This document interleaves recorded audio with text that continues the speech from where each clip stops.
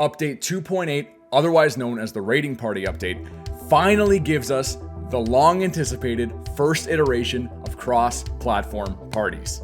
There is also a brand new map, new weapon, loads of new combat changes, and so much more. Today, we're going to discuss all the major changes and additions coming in this update to prepare you for when it goes live.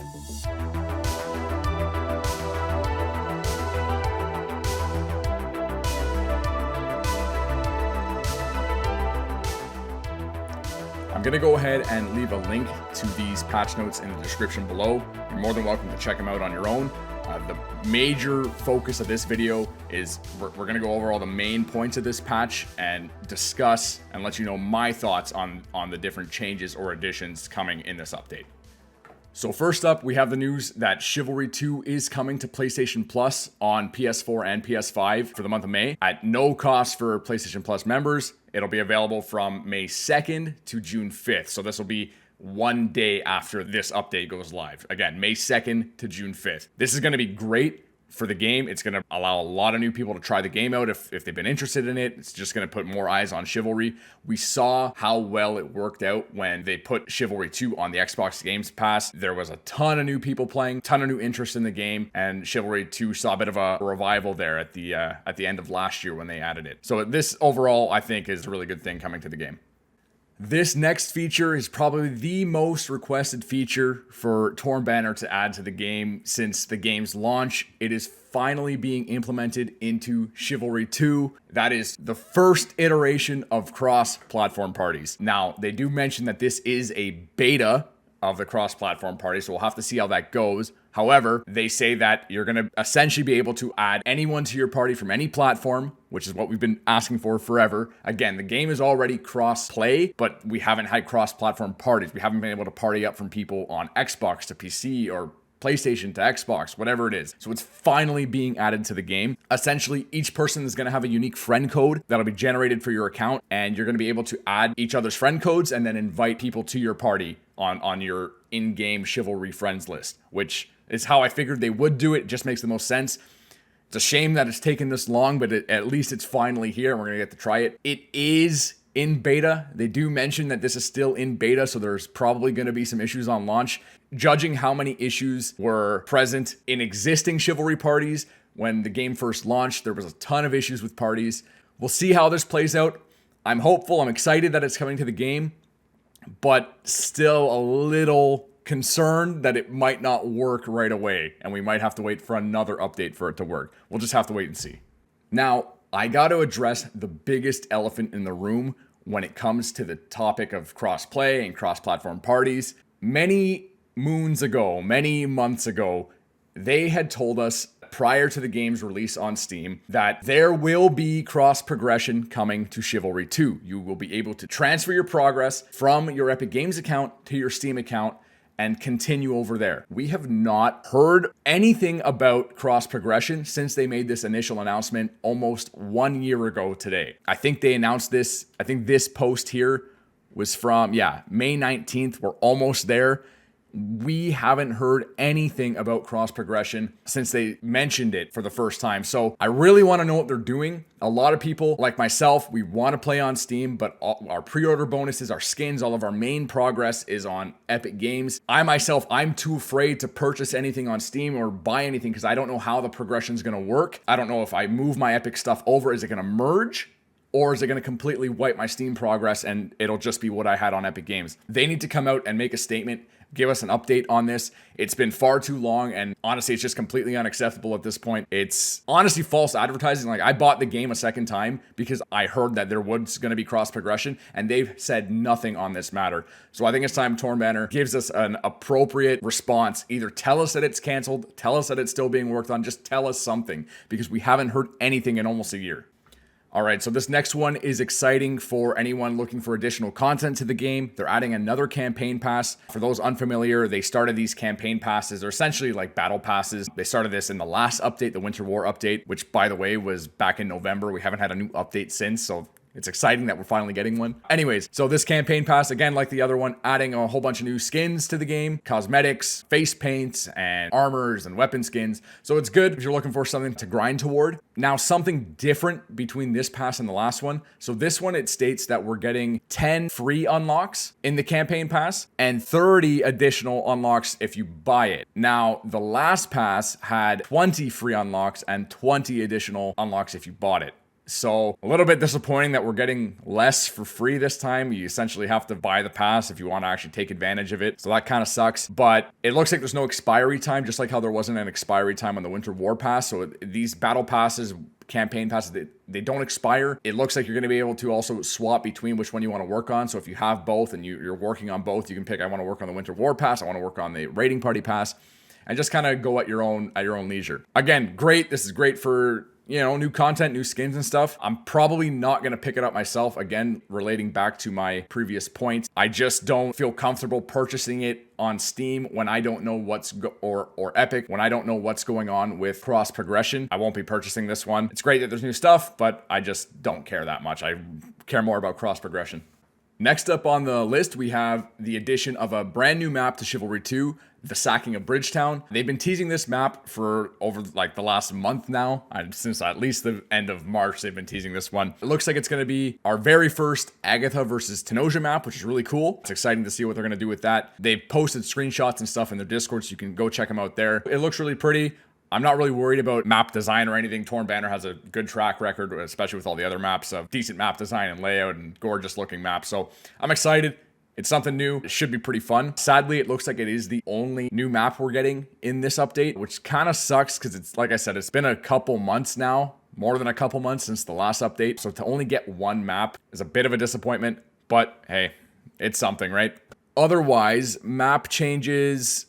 Nothing really stuck out to me here. The only couple things, Bulwark, this is the Breach of Bodwin. This map here is the Breach of Bodwin. It looks like they've made it a little bit easier for attackers. On stage 3, this is the objective where the Tenosians are pushing into, I think it's like the City Hall. I've made complaints about this map on stream that it's actually quite hard for attack to take this point, even with a stacked team. So it looks like they're adjusting it a little bit. They're reducing the attack spawn timer, and they're also they're reducing the recapture rate for defenders. So hopefully these couple changes just makes it a little more even. It is one of the few maps where it is defense favored, which I don't mind, but it was definitely it was a real struggle for attack to take this third point. So it's good to see that they're addressing it there. The only other big change that really stuck out to me with this update is Thaic Stronghold. That was the map added in the Winter War update with King Argon II. They're doing a bunch of performance fixes, and I know for sure there's been a lot of complaints about optimization and performance on that map. So hopefully this helps with that and allows more people to play without crashing and whatnot, because I know it's been an issue for a while. I've had a lot of people come into stream and talk to me about like, hey, am I having performance issues on this map? I've been fortunate enough. I haven't had any, but I know it's been a real problem for others. So good to see that they're addressing some of the performance issues here. Skipping ahead just a little bit here before we talk about combat changes, they are adding a brand new weapon into Chivalry 2. It is called the Heavy Cavalry Sword, and it looks like it's going to be part of the Guardian class on Knight, just from the images that they've shared in their Discord. They describe the weapon as having long reach and slow swings, as well as unique attacks on horseback. To me, I'm not overly excited about this weapon. I feel like it could have been a skin for the falchion maybe. We already have like a slower type sword, or slower type one-handed sword, and looking at just the weapon itself, it doesn't seem as unique as past editions when you look at the quarterstaff or the katars, which were super unique, albeit not that good, but we'll come to that in a moment. Even the rapier, which had a really cool and interesting special that no other weapon had. So we'll have to see what it actually plays like. Again, it has its unique attacks on horseback, but honestly, I'm not too sure how many people play the horse game mode. I know myself, as well as many other people, prefer 64 player, rather just have more people in the game than horses. And I think until they add horses to the 64 player game mode, this weapon, I don't know. I don't really know where it's going to find its place in the game, but we'll just have to wait and see. It's definitely something I am excited that there's a new weapon. I'm looking for something more unique. Those of you who watch a stream know I've been preaching for the return of the flail from Civ 1, as well as some additional Chivalry 1 weapons, but it's a new weapon. It'll be fun to use. Hopefully we get some other unique weapons in the future. Finally, we come to our combat changes. Now, this is going to be the meat and potatoes of this video. There's a lot of different combat changes in here. I'm going to try and highlight the ones I find are the most important, but if there's anything I miss, feel free to let me know down in the comments below. So the first little notable thing on this list is takedown threshold change. They've changed the threshold, the requirement for a takedown. They've adjusted it to 25 from 50. They say that this is to encourage players to use more of their potential combat options and to give longbow users their fair chance at a takedown. For that reason, they've adjusted the threshold to 25 for a takedown credit. It's not going to be really easy to get a takedown. I already felt like it was decently easy enough to get a takedown, but now it's going to be even easier. You only need 25 damage on the opponent for it to count as a takedown, so it's really not that much at all. For sure, archers are going to have a much higher takedown count than they previously did before. Next up on this list is a big one. There's been a bunch of parry changes, and some of them have me a little bit concerned. I don't know how I feel about them. So first off, they have fixed an issue where players could get disarmed when out of stamina during active parry. I personally don't remember this happening to me too often, but I have had people come on to stream and tell me that they get disarmed out of nowhere even though they had stamina or something. So this might be a fix for what they were referring to. It's good if it's a bug, so it's good that it's been fixed. The more important thing here though is the second point. It says they slightly increased the width of the parry box to increase its effectiveness against late stab drags. Certain weapons like the two-handed spear and longsword were able to get around the parry box at the tail end of their stab attacks via dragging. This change addresses these instances where the attack should have been blocked. I don't know if I like this change. I don't like them tampering with the parry box personally. Obviously, it did feel a little bit easier to land stab drags with longsword and spear. I've said on stream how much I love using the longsword for stab drags, but I don't know if enhancing the actual parry box is the answer to this problem, if there even was one. To me, it didn't seem like that much of a big deal. Stab drags are some of the most fun and unique attacks you can do in the game. It's a high skill level thing, and by widening the parry box, I'm afraid that they're going to make it significantly harder for all weapons to perform a stab drag. So I don't think I agree with them here. I wouldn't have implemented this. I think they should have left the parry box alone, because honestly, stab drags to me didn't feel like a big issue. They were fine as is, in my opinion. Additionally, they state here that they have fixed an exploit where certain weapons could circumvent an opponent's parry when feinting from slash to alt slash. So this is when you're going from a one horizontal swing and then you feint it into the other horizontal swing, right? So from left to right. And they're saying certain weapons like the longsword messer and other thin weapons could circumvent an opponent's block through the use of slash to alt slash feints. To address this, the positioning of the player's block was slightly adjusted to close any front-facing gaps. Again, I don't feel like this was something that they had to change. It didn't seem like that much of an issue. I don't know why they're suddenly adjusting the parry boxes. To me, they've been a staple and really haven't been touched for so long. I feel like touching them now is just not a good idea. Some of my favorite feints to do are slash into alt slash for the whole reason of being able to bait my opponent's block in one direction and then I come at them from the other side. And I've said this multiple times on stream, and that's just how you're supposed to do it. It's worked like that for a lot of weapons. The weapons they list, longsword and messer, and they say other thin weapons, they could circumvent the opponent's block. I don't ever felt like I was circumventing. It always just felt like I was baiting them one way and swapping to the other, right? So this is, to me, more of a case of I fooled my opponent. I feinted them. I went with a right slash into a left slash or left slash into a right slash to get them to pull their block in one direction so I can hit them in the back in the other direction. What they've done now is they say they've closed off any front-facing gaps to stop this from happening. I'll have to actually test it when I play, but from what I'm hearing, I don't like this change, and I would prefer if they didn't touch the parry boxes because I really didn't feel like it was a big issue. Next up, we got some jab changes. It looks like they've fixed a bunch of issues where you could circumvent the cooldown of jab. For those who don't know, when you jab someone, there's supposed to be a cooldown for when you can jab somebody again. And if you read the list here, there's a bunch of exploits that you could do to circumvent this cooldown. So you could just keep jabbing your opponent, or you could jab them sooner than you should have been able to. So a lot of fixes there. They say here that they've slightly reduced the horizontal width of the jab to help with dodging it a little easier, which is, I don't think it's a big problem, not a bad change. Definitely felt like the game is very jab heavy. So it seems like they're just kind of dialing it back a little bit, so it's not such a powerful tool. But yeah, those are some important changes to jab right there. Might affect some people's gameplay, especially if they were using certain tools to circumvent a jab's cooldown. A couple little changes to shields here, and these two changes are actually pretty important. The second point on this list, fixed an issue where shields on the player's back would make them a bigger target for attacks. So I didn't actually know this. So apparently if you had a shield on your back, it says that shields were unintentionally increasing the player's hitbox, allowing attacks to land hits outside of expected collision conditions. So I didn't know this. So if you had a shield on your back, you'd actually be a bigger target for your opponent, which is something that, no, you should just be your regular hitbox. So it's good that they're addressing this. I didn't know it was a thing. So maybe now it'll feel a little bit better to play and have shields equipped. The other big change is for heavy shields. So this will be on the Guardian class. Heavy shields will now block all projectiles when they're on your back. Previously, how it works is any shield on your back will block incoming arrows passively. You don't have to, it's on your back. You're not doing anything with it, but it'll block incoming arrows. Now it's saying it's going to block all the projectiles when equipped on your back. So that's a really good change there. Gives heavy shields a little more utility and helps to stop from that projectile spam. I'm wondering if this is going to stop weapon throws as well. Not just throwing knives, throwing axes, mallets, and bows and crossbows, but actual weapon throws, even javelins. So this will be interesting to see. It sounds like a pretty interesting change, and it gives heavy shields a little more utility.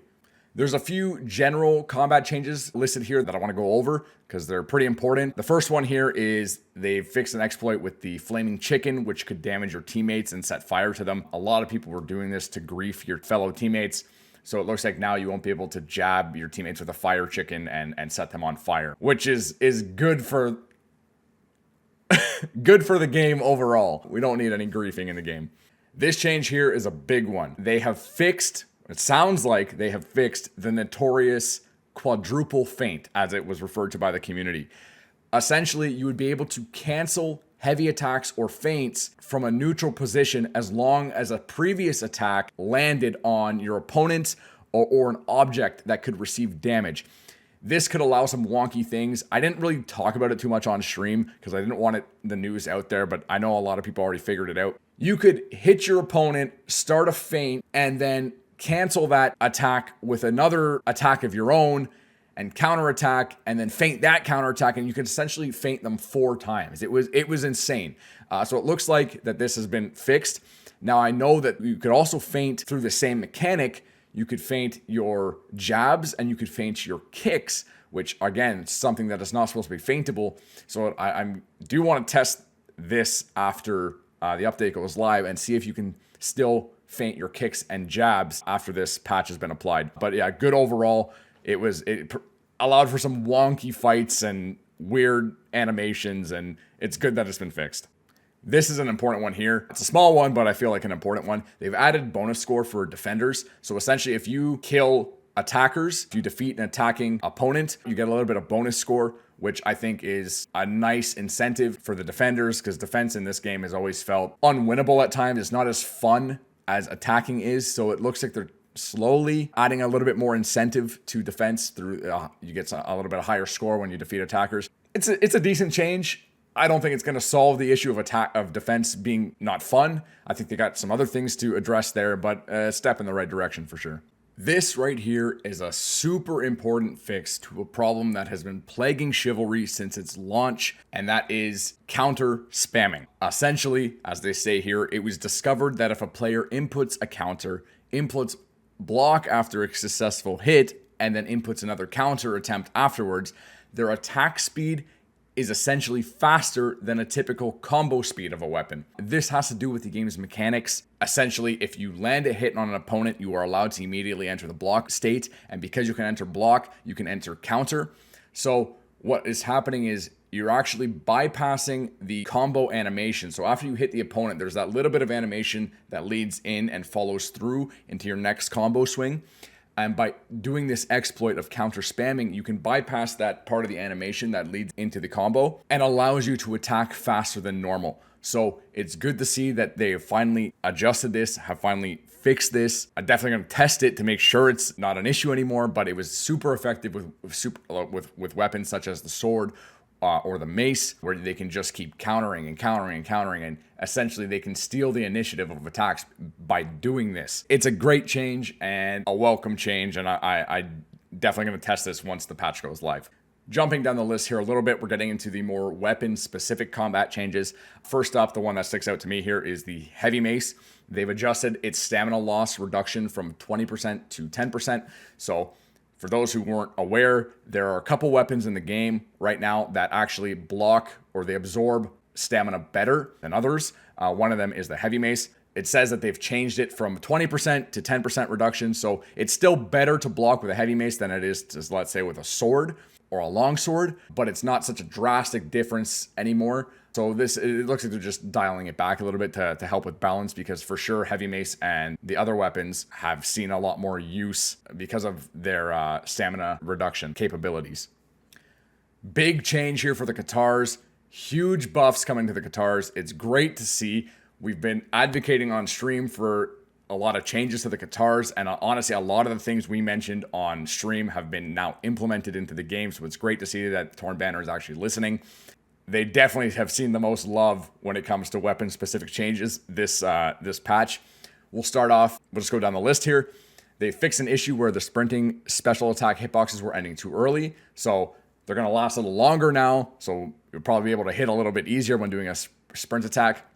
They've extended the tracer duration by a few frames for the stab and slash attacks, so the attacks are going to last a little bit longer, which is great to see, because I always felt like there's certain attacks I just felt like they should have been hitting, but they would never connect. It felt like the attack would end just too soon. So stabs and slashes attacks will last a little bit longer now. Been saying this one on stream forever.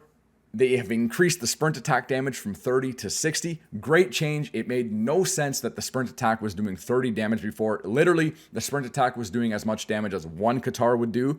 When you have two of them in your hand, I don't know why it was doing 30. It's good to see that it's doing 60 now. Massive W here. They have made the headbutt timing faster to match it more in line with jab like other weapons. The biggest issue with Katar, one of the biggest issues, was the fact that you had a headbutt. Headbutt replaced your jab, but the headbutt was significantly slower than the jabs on other weapons. So where jab was normally used to retake initiative or reset the fight back to neutral after taking a hit, if you tried to do that with the Katar, you would usually just end up getting combo, and you were combo food. So it's good to see that they've made the headbutt faster, so now you actually have a proper jab. Great to see, love it. The next great change here, decreased stamina drain when blocking attacks. The Katars are actually worse at blocking attacks than other weapons. So it looks like they've decreased this stamina drain when you're blocking attacks. So hopefully it's not so... I don't know if they've brought it in line with the other weapons, but for sure it's going to be better than what it is. I did some testing earlier today with a couple buddies, and blocking a Maul special with the Katar literally left you with maybe like 10 stamina left, where every other weapon it leaves you with 55 stamina. So... just to put it into perspective for you, how much stamina you're losing when blocking with a Katar, it essentially made it so that you have to counter. There's no other option for them. So I don't know if they've reversed this completely, whether it just falls in line with the other weapons, or whether it's just it's a little bit better than what it was. Either way, it's a good change. And they said that here that they've also adjusted tracers overall for the regular special attack, and that's the double jab special attack, which is honestly one of the best moves on Katar. I'm hoping they've adjusted the tracers in in a good way, and not something that's going to hurt the special attack, because it really is the only saving grace about the Katar is its special attack. But yes, they say here, after further review from player feedback received, it was noted that Katars were severely underperforming in comparison to other weapons. These changes aim to increase the unique strengths of the Katars, as well as to allow them to have more opportunities in head-to-head engagements. Again, great changes all around. Good to see the Katars are getting some love, because they really are one of the most unique weapons in Chivalry. So we love to see it. We love to see it. Hopefully more good changes to come. Relating back to the heavy mace, the poleaxe and quarterstaff are also seeing stamina loss reduction drop from 20% to 10%. They're still going to be better, these weapons, at managing stamina and reducing incoming stamina loss, but they're just dialing it back a little bit, because there was a big disparity between them and other weapons. Now, something interesting, they say here that quarterstaff is being adjusted from a 20% reduction to 10%. I was just testing this today with Cobra, who you guys may know from some of the tutorial videos and stream. The quarterstaff is not a 20% reduction to stamina. It's significantly more. I don't have the exact values, but when you compare quarterstaff to poleaxe or heavy mace, the quarterstaff blocks more stamina than those two weapons do. So when they say here they've adjusted all three of them from 20% to 10%, 20% to 10%, and the heavy mace 20% to 10%, I'm gonna be testing after this update goes live to see if they actually all are the same, or if quarterstaff still blocks more stamina than the poleaxe or the heavy mace.